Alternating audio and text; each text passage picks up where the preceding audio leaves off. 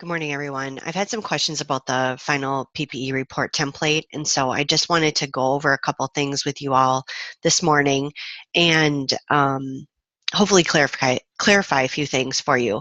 So the way I have the template set up is essentially I've just removed the middle column of the student learning activities document that you all have in your PPE manual.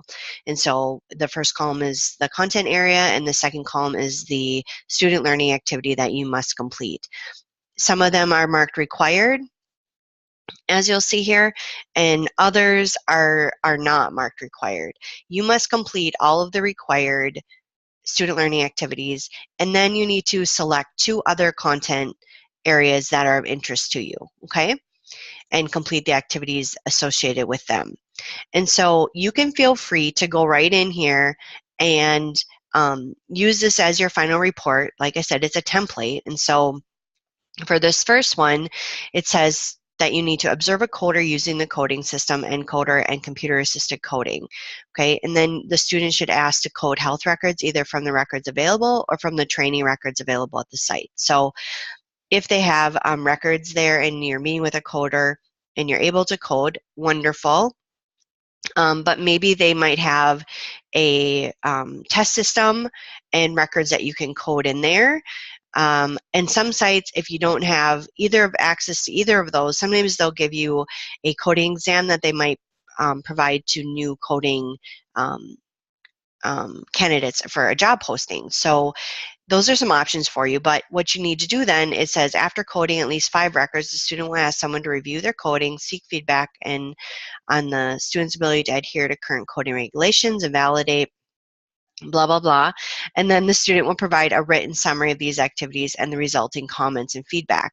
And so what you can do is you can go right in here and provide that summary and feedback. And you can type it right here. And if you want, you can make your responses bold or a different color or however you want to do it. It's fine. If they don't let you code, there is an alternative activity here. And it's right here. And so as you scroll through, you'll see that for many of these required ones, you're simply explaining and summarizing the answers to these questions that were posed. And so if there were questions over in that second column, I've taken the liberty to copy and paste them into here. So you can go right in and answer your questions, okay, right in this template, okay? So the other thing I wanted to note is as you scroll down, I believe I have a good example on page 12 here. Scroll, yes. So, or 13. Yeah, this one for leadership, change management, work design, and process improvement, project management. This is where you're going to use those discussion post questions that you guys developed in the Unit 4 management style discussion on Theory X and Theory Y. Okay, and so you're basically going to develop 10 interview questions for an interview with your site mentor and or another leader, manager, or supervisor.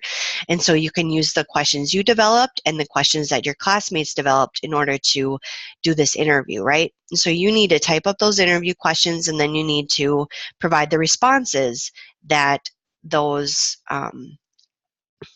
individuals answered.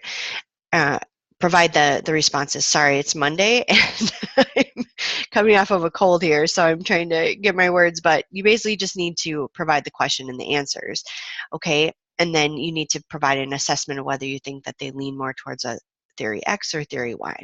And then you need to create an organization chart, right? So that's a lot to fit in this little box here, and that's going to be hard. And so what I would prefer that you do is in here, you cite like C Appendix B or whatever, if this is your second appendix. And then I want you to go to the end of the template and start a new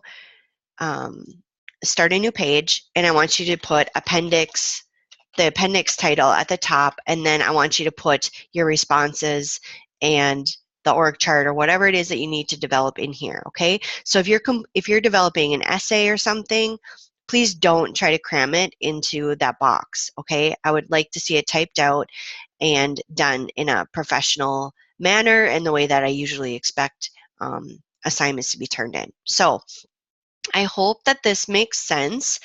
And just to clarify a few things for you, in addition to this, a reminder that this doesn't need to be turned in until you take the seminar course, which is HIM 4556. Many of you are signed up to take that either spring 1 or spring 2. It's typically due the second or third week of the term. They take a considerable amount of time to grade, and so we want them in early. And what else should I say about this? I think I've said this to most of you during your pre-PPE meetings, but if I missed it, I would like to also clarify that although there are certain student learning activities that are required and others that are not, I still expect you to kind of go through each of them, at least the questions, and interview people associated with each of these content areas to get the most out of your PPE. Okay? All right, I hope you all have a great PPE, and thank you so much for your hard work this term, and it's been really fun getting to know you all through your work and during your pre-PPE meeting. So best of luck.